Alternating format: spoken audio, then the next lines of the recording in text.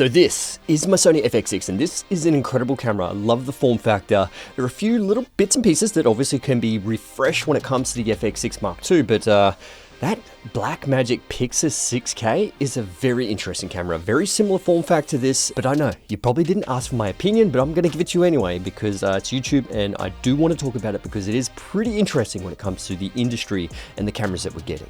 Now, first of all, we have to talk about the extreme value, $3,000 US. That's incredible. Sony and Red and Canon and Panasonic need to shiver in their boots because that is insane value. $3,000 for what you get. It's like you cannot say no. That's crazy. That's undercutting the FX6 by pretty much 50%. That's like a third or even a quarter of the price of Red Komodo X, which is insane when it comes to a 6K box style camera. Like, it's incredibly cheap. It's mind-boggling. And it's just amazing. But I mean, Blackmagic, it's an Aussie company, so go Aussies. So Blackmagic has pretty much finally given that box camera that everyone loves. Like, I love the FX6. It is just an incredible form factor. You can pretty much rig it out to however you want. And that is one of the things that the FX6 is kind of stuck around for ages with me.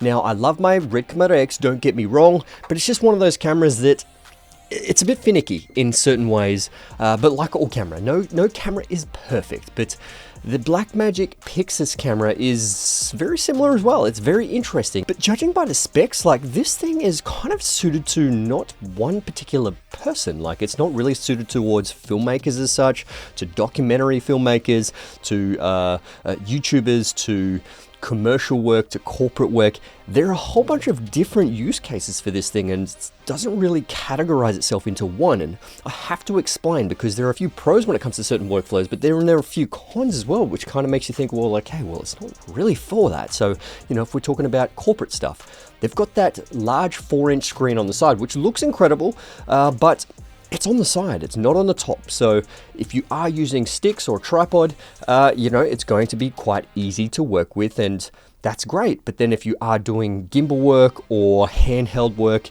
it's not really that good when it comes to the position because it's on the side. But sure, you can use an external monitor. You've got 12G SDI output, which is fantastic. Got it on my Komodo X. I've got it on my Sony FX6, which I love SDI as opposed to HDMI, but same again, there's no HDMI. So, or you could probably potentially in the future, maybe monitor it with your phone as well, like what you can with, you know, the FX6 or the Red Komodo X. But then again, when it comes to that screen, there's just a whole bunch of workarounds. Now, you can actually utilize the EVF with that, which is fantastic because if you are doing it shoulder mount stuff and you're using the EVF like that, it's going to be fantastic. And documentary filmmakers will actually like the EVF and the position that it's actually in, but there's no internal ND filters, and they do have that with the Pocket 6K Pro, and they don't have it with this one. It's a larger form factor. You would think that they would put ND filters inside, but they don't. So the FX6 has that, which makes it a really great documentary filmmaking camera. So there are a few things that it's just kind of like, why did they do that? And then when it comes to documentary work or corporate work, they've only got that BPU battery, which is fine. I've got it with the Sony FX6, perfectly fine. This thing lasts, you know, a decent amount, and you can get obviously bigger versions of this, but it does tend to stick out a little bit, and potentially they will be making, or someone, a third-party manufacturer will be making a V-mount battery option, which is great, and that's what I use with my FX6, a V-mount battery. I only use this if I am flying it on a gimbal or just really want to have a really small, light, compact setup. But then you think, okay, well, why didn't it come standard with a V-mount battery? Because if for filmmakers, when you're actually on set, V-mount batteries are so much better. Unless you're using a block battery, that could be an option, but V-mount batteries are pretty much used, you know, widely now. They are very, very common, and they're becoming so much cheaper. Now, what I do like and what I love about Blackmagic cameras is that you can actually record directly through to an SSD, and I think every camera should have this. It's really frustrating that Sony locks you into either a Type A or an SD card. You don't even have Type B unless you go the Burano, but they also have a dual Type B card slot, so you can do dual Type B, or you can go directly into an external SSD, which I think is amazing. Now, when it comes to solo filmmakers and I suppose documentary filmmakers, it's got a mini XLR input, and That's kind of frustrating because I know the C70 has a mini XLR input and I don't think that's a smart choice. Like the FX6 has dual XLRs, which is incredible, and generally for most people, you'll have larger XLR inputs in microphones, and for this one, you're gonna have to get an XLR to a mini XLR sort of adapter to plug directly into that. But hey, it is 48 volts phantom power as well, so it can actually power the microphone, which is a plus. But you also do have a 3.5 input on the body, so you can actually attach a microphone directly into the body, which is incredible. And I know the FX6 doesn't have that, and you do actually have a headphone monitor out, which pretty much every major camera has these days. Now, one of the biggest things that I love about the Pixus is the actual sensor size itself. Now, it is large format, so it actually allows you to utilize the 3x2 sensor, whereas the FX6, it is a 3x2 sensor, but it only allows you to capture a 16:9 or a 17:9 portion of that sensor, which is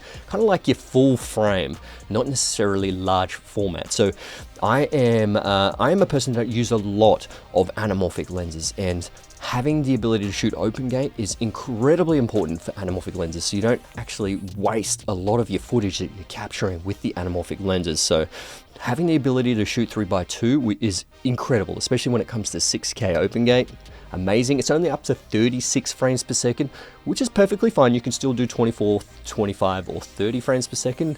So it really just depends on what you're actually shooting. But if you do actually want to be able to record higher frame rates, like 60 frames per second, you'll have to go to DCI 4K, or you can actually go to, I think it's 2.4 to 1 when it comes to 6K. So it's already cropped. Not great for anamorphics, but it's kind of already got those cinematic bars set for you anyway. Now, I think one of the biggest downsides, and a lot of people have been saying this, and that is the dynamic range. I mean, 13 stops of dynamic range is not impressive whatsoever, but it really comes down to how you're actually going to be using this, how you're going to be lighting it. Are you in specific situations where you really need high dynamic range? But this is where professional filmmakers will know how to light the scene and pretty much, you know, bring that dynamic range down a little bit, so you don't actually have to rely on the dynamic range. You're pretty much lighting every single scene, so dynamic range in cameras doesn't really matter to an extent, but it really does come down to what the footage looks like and the highlight roll off as well, because I know cameras with higher dynamic range can tend to have better highlight roll off. So it's not just, you know, you're going from exposed, and then complete clipped, and you've got this hard line of clipped. Sometimes you'll get really nice smooth roll off from completely clipped and then back into actually exposed. So I really want to see what it is like without having the camera in my hands. I can't really, you know, give my full opinion on what the image looks like because no one's really seen the actual files itself, but I think it's very interesting. And then when it comes to that file, it does have B-roll, which is incredible. That's the reason why I got the Red Komodo X, is because I wanted to utilize the RAW codec. You know, 16-bit linear RAW is incredible to work with. So much flexibility in post, so much more richness to the colors as opposed to your standard, you know, 10-bit in most cameras these days. Some Sony cameras can actually do 12-bit external recording, technically 16-bit recording, but the Atomos only does a 12-bit file. Now, one of the things that is interesting about this, it does L mount, PL mount, or EF mount, which EF mount, I'm not sure why they're actually having that as an option. If you'd go EF, you may as well just go L and get an EF adapter.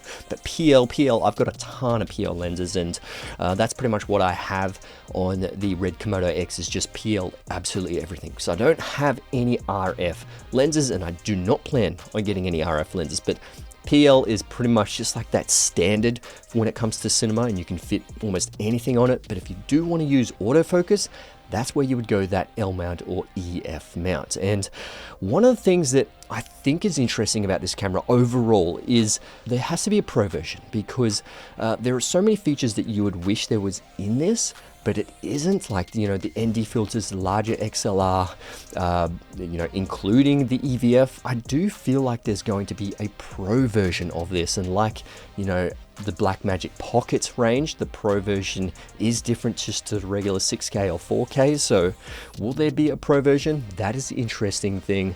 But most of all is the value. 3,000 USD, which is insane value. But yeah, let me know your thoughts in the comments below. Is it properly hyped? Is it underhyped? Is it not hyped enough? I really want to know your thoughts because I do feel like it is an interesting camera, and it's going to be interesting because it's going to be pushing Sony, it's going to be pushing Canon, it's going to be definitely pushing Red to drop their prices to really try and compete with this camera. But yeah, thanks for watching. I'll see you guys in the next one. Let's get it.